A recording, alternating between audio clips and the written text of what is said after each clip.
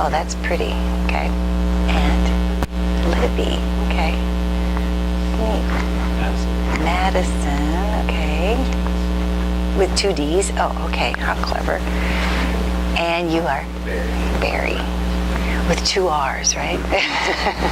And then the one that's missing is? Amber. Okay, so when Amber comes in, I'll know. And I know Professor Bill View. I think of you as Bill. So they were calling me Bill over the weekend because we were at the workshop. Yes. Well, anyway, I want to introduce you. I don't know. How many of you know Dawn Marie? How many know who she is? No. Oh, that's cool. You get the first time. She's a wonderful person that we met when we first came to Bartlesville from First Wesleyan Church. We joined their small group. Yep. She's married to Pastor Joe Colow of First Wesleyan Church, and she does a counseling ministry at the church. Yeah. And so we thought, what a perfect way. We want to bring in all the people we can from all different ways of doing this to explain what they do. And so let's welcome her with that. Well, thank you. A rousing applause. Oh, well, you know what? This class is techniques, right? Counseling techniques. Okay. I thought it was kind of interesting because as I'm driving down Silver Lake, in fact, that's why I was hung up in the lobby a little bit. I get a call from a gal, and she says, this young man that grew up with my kids is Capital One murder and been sent to prison and all of the complicated. And I thought, is this not just what we're all about? You know, the reason we're here is people are going through trauma and all kinds of life gets a little crazy. But we know this, we live in a fallen world, and so there's always going to be stuff that's challenging and that we have to deal with. And so that's part of it. But it's not just the challenging things. Sometimes it's the really great, joyful things, too, that we're dealing with. So anyway, the whole thing about techniques in counseling, I think if I understand what Chantry was telling me that you guys want, and I talked a little bit with Professor View a few weeks ago, just kind of how do I do, what happens when, like if you were to come into the office and see me, kind of what we kind of do, is that sort of, and you guys ask any questions, and see, since this is being taped, you're probably going to really quiet down on me and the whole energy will be different. Anyway, so I just want to, what's some other things that you guys have already talked about? I can kind of... Well, we've been dealing with, just basics. The book is just a basic skill developer book. So we talked about communication. Okay. Talked about probing, prompting. Oh, listening. Just kind of nuts and bolts. Mm-hmm. But then I have them watch. They actually do vignettes. And we role play. Okay. Film it, and they have to watch themselves on film. Oh, yes. I had to do that, too. That's a little spooky, isn't it? Yeah. Okay. It's not a master's program, but we really anticipate using our skills in our circles program here on campus to help under-resourced students. Yeah, that's awesome. So what level is this a 3? It's all bachelor's level. Okay.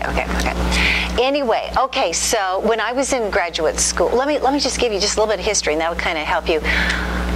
Okay, so when I was in school here many, many years ago, my first degree was in elementary education. And so I finished up that degree, did that, and I married a pastor, and so ended up in the ministry. And one Saturday morning, this is after we had moved to South Dakota, one Saturday morning we were laying there in bed, and Joe was talking about how this so-and-so was coming in to see him, and so-and-so and so-and-so. And we just got to thinking about how many, really generally, it's the women who will be the first out of a family or a couple who will be seeking for help, generally. Not always, but, generally it's that way. And so he said, and then he said, I'd like you to meet with this and meet with this person and meet with that person. And so then we said, really, I ought to get my degree in counseling because I was doing so much of it anyway as a pastor's wife. And so he said, well, why don't you check it out? Well, Monday morning, so that was Sunday, Monday morning is registration at SDSU, South Dakota State University.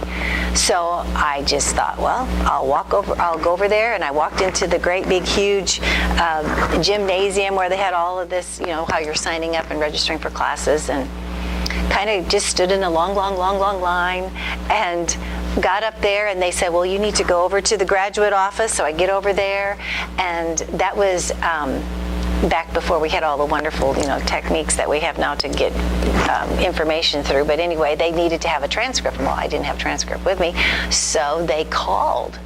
And actually, they ended up sending my transcript from here, but they took the information off the phone that day and went ahead and let me right into grad school that very day.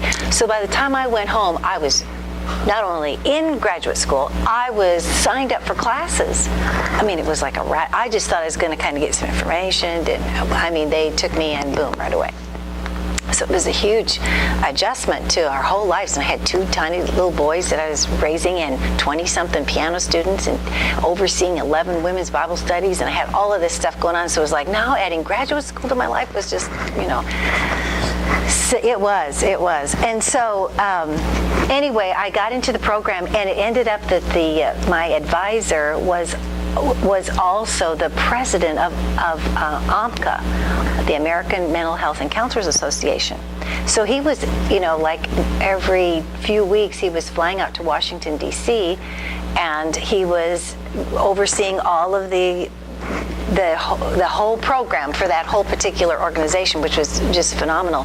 And the way they at least worked it at that time, and I think they still do that, is you come in as kind of in transition to leadership as president. Then you have 1 year of presidency, and then that second year you're transitioning the next person into leadership. So it's a 3-year stint that you're in, and the 3 years I was in grad school were his 3 years in that, in some sort of leadership role with AMCA.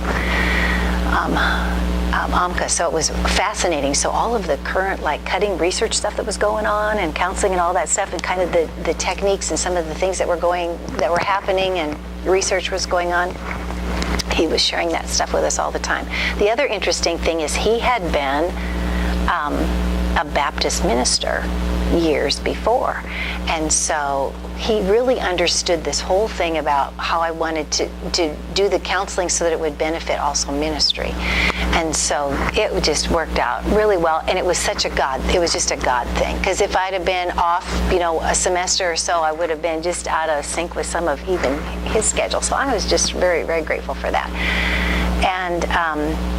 And because counseling in the church, I don't know, you maybe are thinking more of agency, or maybe school counseling, or maybe addictions counseling, or whatever you're thinking about. But in the church, it is basically cradle to the grave. In fact, it's even more than that. It's when the baby is still in the womb, especially if you're dealing with a little gal that's carrying the baby that's a result of a rape or some kind of an unfortunate pregnancy situation she's in. So you're actually counseling for the benefit of even an unborn child sometimes, all the way through death and dying and grief and all that stuff.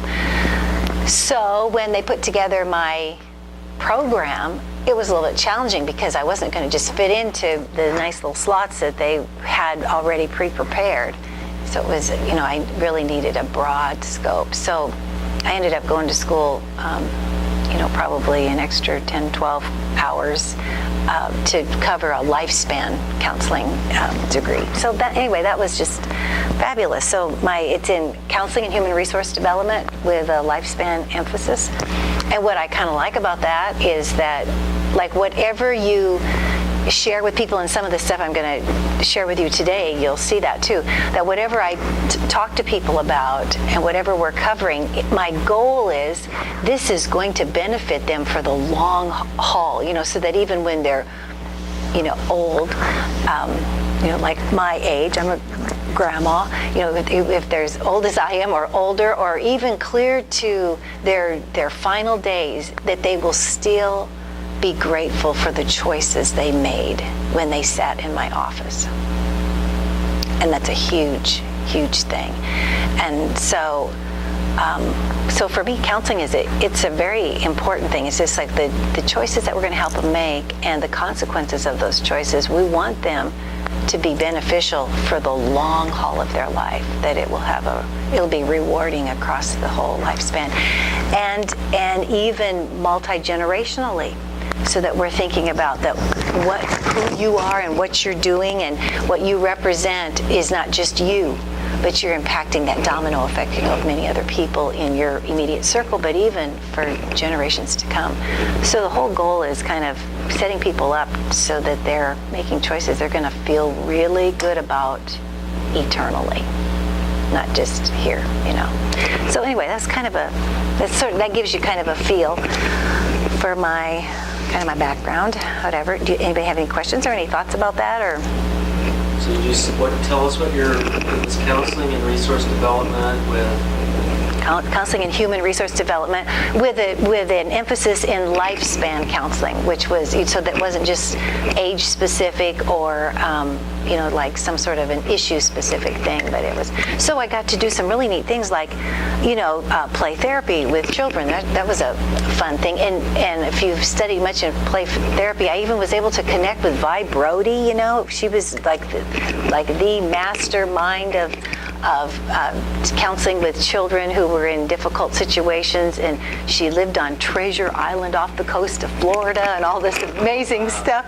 So that was fabulous, and I loved the working with the children. So I got to do that, but all the way through, through the lifespan, and because of our setting, and we were doing ministry there in a multicultural situation. So then it was even, some of the things that really stood out to me was the difference between counseling people like who live in our culture versus coming out of the Asian culture, where you would never speak poorly of your parents or your legacy, your grandparents or whatever. So, a lot of times people have issues about something that happened in their childhood, but it was very hard for these Asian students to feel like they weren't crossing over some absolute, line of disrespect to ever talk in such a way that would maybe put a poor light on their parents or something. So to learn, learning to deal with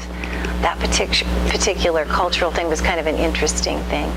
And another unique thing, there was kind of a stronghold in that area of some satanic worship stuff going on. Oh, that was a whole nother ball game to get into, learning how to work with those kind of clients and where they were coming from and the implications of that, not only spiritually, but also just, psychologically, and what that meant for the counseling experience. So anyway, those are just some of the things that kind of stand out, but it was a fascinating experience. Okay, so anybody? I would encourage you, that the going on to graduate school can be just it was a great experience for me. And it was kind of interesting how I was able to dovetail my elementary school bachelor's work with the whole counseling thing. It kind of made it neat. So sometimes some of what I do is sort of just grown-up play therapy sometimes, but it's fabulous, and people really connect. I think we're kind of all kids at heart anyway, so it works well. Mm-hmm. Yeah, are you from? No, Oh. well, I'm from Wyoming. Oh, yeah. Okay, yeah. It was, and you know what? And it was not like it was a secular program, but there was a great deal of respect for, coming at things from a. They honored my desire to come at things from a biblical perspective. So it was okay. So. We're going to just jump into some. I brought several handouts, and I've got a couple of things, and I'm not sure that we're going to get into all this. And Bill, you give me a heads up on. If you want me to help you have it. Okay. Yeah. I don't know. Come back. Oh, that's just exactly what these guys want me to do. They will. Maybe if they won't listen to me. No. It's kind of a. This is when I decided to pull for this. Well, yeah. Here we can. I'm not. Oh. I see what you mean. All right. Here we go. Amber. Oh, that's good. Okay, there you go. We'll start out with this purple sheet. If we got time, we might go into a couple of other things. But I decided I was going to share with you when I came to the very end of my graduate school experience. Then you have to kind of defend your own theory of counseling and kind of how you're going to do your counseling, and it's a rather overwhelming thing in a way to take that on, but wow, what it does to kind of define. And I thought, I'm going to just, actually, this comes out of years ago, that, you know, when I first was trying to support my whole counseling theory, and I really feel like, you know, God kind of laid it in my heart, so I kind of almost hate to take a whole lot of credit, because I just feel like the Lord kind of revealed to me what he wanted me to do. So we'll walk through this little purple sheet. So first of all, theory of counseling, and basically, you've studied, I'm sure, I mean, there are so many theories of counseling. You know, you start, you know, clear back with Sigmund Freud and all of that, so, and even before him, but, you know, some of the basis, and then some of the most amazing things that are happening today, and so how there are different schools of thought that some people are really locked into a school of thought that doesn't necessarily include some of the other aspects. And then there's the whole thing of integration, where you integrate and take different pieces of different sides of counseling, and you try to weave that together. And so in coming up with my own theory of counseling and how I was going to do it, it was basically a type of integration, because you really learn a whole lot from so many people. And actually, you guys, honestly, today, I'm still learning so much. Tonight, I start a class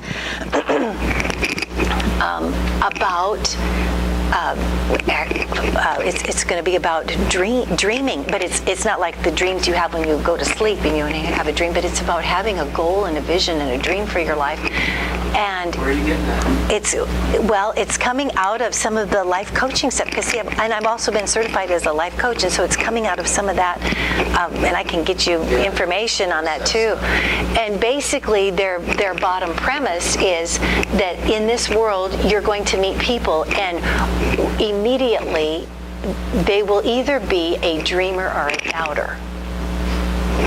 And when you meet up with a dreamer, you know, how does brain science is a huge, big part of my life, and so I love the brain science, and some of this life coaching stuff came through the brain science avenue, and it's how a dreamer's brain works different than a doubter's brain, because you use different parts of your brain, and different things are triggering and firing, and the whole neurochemical environment of that brain is different.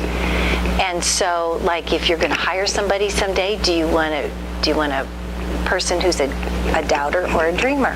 And if you want to have somebody who's a really good troubleshooter and able to kind of see problems, then you might want him to have some of this, but then how do you balance that with also enough dreamers and stuff? So anyway, so I'm going to spend 6 weeks in this intense class, and so I start that tonight. And Is that class here, or? No, it's a webinar sort of class, but it's when you go on, you're put with a small group, kind of like, I mean, it's the big class. Like last summer, I took a class, and then another again in the fall. There were 68 of us from all over the world, spoke different languages. You had to be able to communicate in English, and so. And that was more about brain science, but that was fabulous. But then you're put with a small group, and so then you break into your small groups after the presentation's been given, but then you bring the big group all back together again, and everybody shares together, and so it's so wonderful. You can Skype it, and for some people who don't have Skype, then you can also use it. You can get it with a telephone, you know, just that you're just on audio. Send me the link. Yeah. Oh, all yeah. That stuff. Oh, it's just, yeah. Okay, we'll. That would be alternative education. As agreeing to start an alternative school, or an alternative school. Yes. So it would be alternative for us too, because I could offer that as a module that you can do in a classroom instead of doing. Oh, yeah. Time. You can Yes. I don't know what the cost is and all that, but that would still be, it's worth investing, right, students? Those of you that went to the psychodrama workshop, it's worth investing in your even more than what you're spending Yeah. here, or whatever it's costing. Yeah, see, maybe you guys ought to all just come to my house tonight and come to class with me. That would be all for 6 weeks. I'm telling you, it's Well, just that would be, pretty. that's actually an option. You know, I could you do might it. I think could of- actually sign up for one and have it. We could do that. Students learn Anyway, from I'm it. like, Yeah, it's you're getting just. my dream. Oh, yes, isn't that fun? I love that. Dreams most of the time. Yeah, so yeah. that bring me to nervous. Like, Dream, dream, dream. Okay, here we go. All right, we'll take a look at this, and this is, and you can kind of fill this out, because I tend to be a person who, I think in pictures, and graphics just speak a lot to me, and that's not that I'm unique that way. A lot of people are that way. So when I developed my theory of counseling, basically that I thought of the snowflake. So there you go. There's the snowflake, and what we'll do is we're going to fill in and write in on that little snowflake a little bit, and so you can kind of see how that happens. The reason I chose the snowflake, I had to defend that, was because first of all, it's a visual thing. It's something, and when people come in for counseling, I don't do this all the time, but especially if somebody's never had counseling before and they're trying to understand what they're doing. Bill, how much time? Go. You got 30 minutes. Okay, that's good. You're going to come back, so it doesn't matter. No, well, no. No, I mean it. You're going to come back. No. This is stuff that's really awesome. Okay, so the reason I chose that is because, especially if somebody comes in who is really unfamiliar with the counseling process and they're really, really feeling awkward about it, and this works real well with like when adolescents or children come in, but it works super with adults too, or if I have a parent bringing a child in for counseling. So I have a great big snowflake that it's on a sheet of paper that's an enlarged version of what you have, and it just seems like they just sort of relax with, hello, okay, snowflake, I know that, and that's familiar, and it's just like it's just sort of starts to move them down the road a little bit, and they're not quite so intimidated by the whole process. So I chose that because, first of all, it's a visual, and also because it's very individual, and you know that every snowflake is different. They say no two snowflakes are alike. Well, is that not just like us? No, none of us are alike either. We're also very different. The other thing, it's very firm, yet very fragile, and that being that you think about snowflakes and you like making a snowman, you think how many snowflakes went into making a snowman, and yet it's firm enough to hold that snowman together, or that snowball, or whatever. Snowflakes are very firm, and in a little bit we'll see why. And then, but it's also very fragile. Things kind of heat up a little bit, and the snowflake's gone. And is that not true with us too? That we're amazingly resilient and firm, and then at the same time, just the right kind of heat comes into our lives or whatever, we can be very fragile and melt fast. Have a emotional, maybe even a psychological meltdown too sometimes. And then problem and promise, and part of that is that with snow, if you have too much snow, obviously that leads to a problem.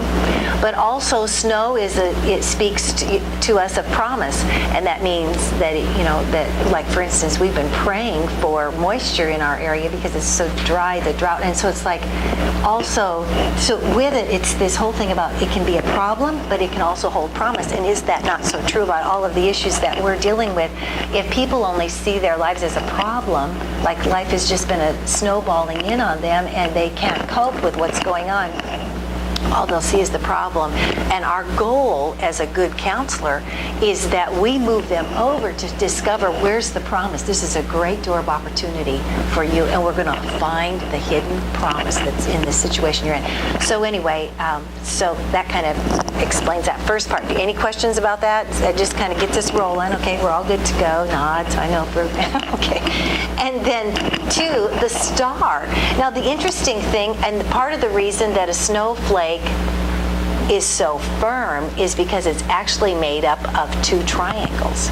And a triangle, of course, is structurally the strongest structure, that's why the pyramids were so lasted forever and were so strong. And so what we're going to do is we're going to find the two, let's see, I will draw it out on this little snowflake. So what I want you to do, you'll draw in these two triangles. One will have the point at the top, and you'll connect. So if you draw in that first triangle, which I see I went a little crooked there, but anyway, that one. And then the next one is the triangle that goes with the point down at the bottom. So you drawing those two triangles, does that follow that? And once you've got those two triangles in place, then we're going to talk about them. And when people come in for counseling who I feel kind of need this kind of explanation, they will actually draw out their little triangles, and we do this together, and it helps them to understand what's going to happen. So the star is made up, first of all, we'll talk about the biblical triangle, which is found in 1 Thessalonians, where it talks about we're made up of body, soul, and spirit, and I'll just write this out and you can do the same thing. The triangle with the point at the top, you'll go like this. This particular point of the triangle is body, and then your soul is this point over here, okay? And then spirit is at the top of the triangle, okay? Body, soul, and spirit. And then, so that's the biblical triangle, or that's what I call it. Basically, that's what Scripture talks about, that we are made up of that. But we also have the psychological triangle, which is, I'll write it in real quick so you can see mine. And, okay, that was pretty sloppy, but up here, this is mind, emotions, and will. Mind over here in this corner, and then emotions is over here on this side, and will is down at the very bottom of the snowflake, okay? And in our schools of psychology, we would call that, and you can write that in too, that's the mind, we'll call that cognitive, and emotions is affective, and will, we're going to put behavioral down there, okay? Yes, affective, that's right. And so we've got cognitive, affective, and behavioral approaches to how we would psychologically. And so with the client, I'll talk through that to them so that they'll see that that's. Now the interesting thing about this is there's, and the reason that I assigned each of those corners that particular thing is because then there's also this whole issue of polarity kinds of insights. And polarity meaning like different poles. And so for instance, let's just take this, and this is what I encourage them to do. And they get so good at this that eventually they can come in and they'll say, this is my presenting issue, but this is what, we need to talk about. So let's say they're coming in and they say, I'm just not sleeping at night. I'm not feeling well. I went to the doctor. The doctor said, we really don't see anything wrong, but we encourage you to go for counseling. And there's a number of doctors in town who will refer these kinds of patients to me. Okay, so they come in. So they're talking about body issues right here down in this corner. So, you know what I'm thinking in my mind as a counselor then? I'm going back to my diagram here. I am thinking opposite corner. And your opposite corner would be emotions, right? Your affective side. So what I do is then we talk a little bit about their presenting issue, which is going to be one of those corners, and then I will generally hop over to the opposite corner and say, let's just talk about some of this stuff. And it's amazing how many times that will be part of what's going on. Let's just talk about some of anything that's what are you thinking about, and what's going on, and what are the thoughts you've got, but how do you feel about that, and what's happening. And so we go through and just kind of check out some of the affective things. And then once I do that, then you can run the triangle, which means you talk about thoughts, how's that changed your behavior, what are the choices that you're making, that kind of thing. And so an interesting one is, for instance, of course, the spiritual element is a huge piece for me in counseling, because people come to see me. My office is at the church. So, even if they come in and they're not really church-going people or religious people, they're not surprised at all when I say, okay, that's kind of an interesting and an important piece to counseling for me. Are you okay with that? We can talk about it. And I have never had a client say no, even the ones who claim to be atheists or agnostic. That's partly why they're there, is because they are interested in it. And so, anyway, interesting, because, and leading people to the Lord is so you think about when you lead somebody to the Lord, really what kind of happens. We call that, you go soul saving, it's soul winning, is what we'll call it. Well, what's opposite the soul then? Mind, right? And exactly. And what is, the gospel is, what does gospel mean? Good news. And good news is a new message that I give. So it's like we give our mind a new way to think, a new message to ponder, a new concept to apply to our lives, and it ends up being a soul-winning process. It changes their whole life. And so when it does that, obviously, then they make a choice. And even people asking Jesus to come into your heart is basically down here at the very bottom. Your will is what anchors you. Your choices is kind of like the anchor in your life. You make a choice, and I choose Jesus, and you start to align yourself spiritually, and then the whole triangles can come together. And some people will even draw out these triangles so that they see that their snowflake for life is way out of proportion. For instance, if they're real melodramatic and their life is full of lots of emotional override, then this corner of the snowflake is like huge out here.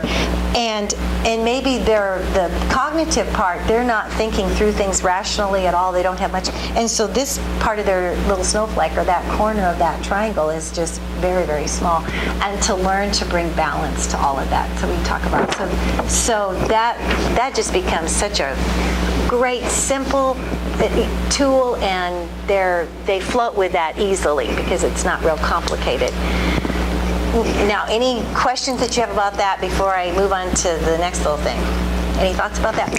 When they ask, right in the very center of the snowflake, I will many times do this, draw a little heart in there. And when you ask Jesus into your heart, then you put a little cross inside that little heart right there.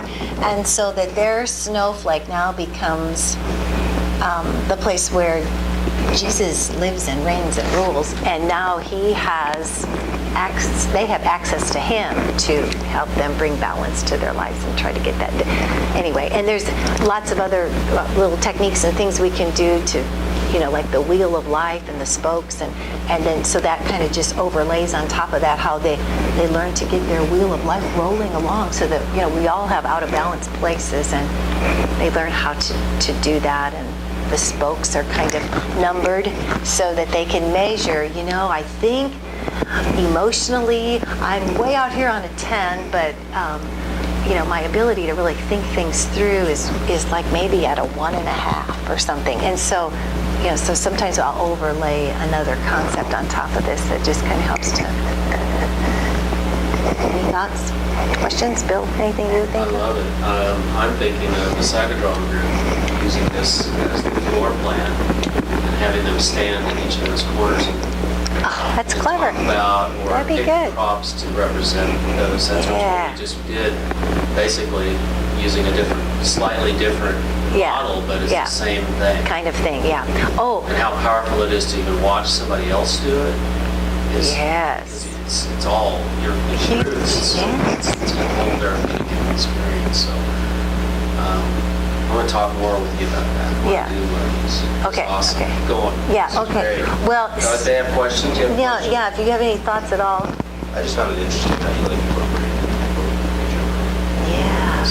Let me. Yeah, well, thank you. And you know what? And I really have to say, in fact, I can take you to the corner. I was driving home from a particular class in graduate school, and I was thinking, oh my goodness, Lord, how are we going to pull this together? And I was stopped at a stop sign, and this started forming. And so that's why I say I really have to give credit to the Lord. Really helped me to kind of see how this was, and even like where to assign each corner, what would be in each of those corners of the triangle, so that we could really use it to play it against and help lend balance to. Yeah, it's interesting because, psychologically we look at ourselves in the threefold way, but spiritually we do too, how all of that interplays with it. It's fascinating. Anyway, okay, so that gives you just a little bit of feel for that. And then if you're going to have a good counseling process, you don't have them just come in and talk about their presenting issue and whatever's going on immediately with them.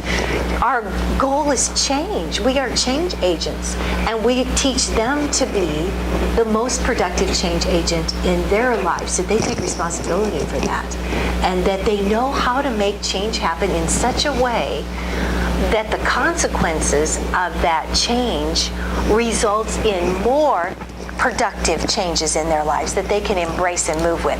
So it's not just, we don't just make a decision here today in the counseling process that doesn't have an implication for tomorrow and the next day and on through the years. So the whole process is that you really get them to thinking, and you bridge between the here and now to the there and then, and how's that going to play out. So you have to have a theory of change, so it's developing a healthy atmosphere for change. And so how do we do that as a counselor? Number one, the listening heart, I was going to say, some of you maybe heard me say this before, but I guess, hello, we don't all know each other, so maybe you haven't. Good, I've talked about this so much. I always tell people, open up your third ear. We've got the two ears on our head, hello, and we listen, and as counselors, we're taught to be really good listeners. But you can go to a counselor that's really listening and tuning into you, and then you can go to a counselor who is really tapped in deeply. And that's the one who uses their third ear, and I tell them that's the one in the center of their heart, Heart. And so it's like your listening heart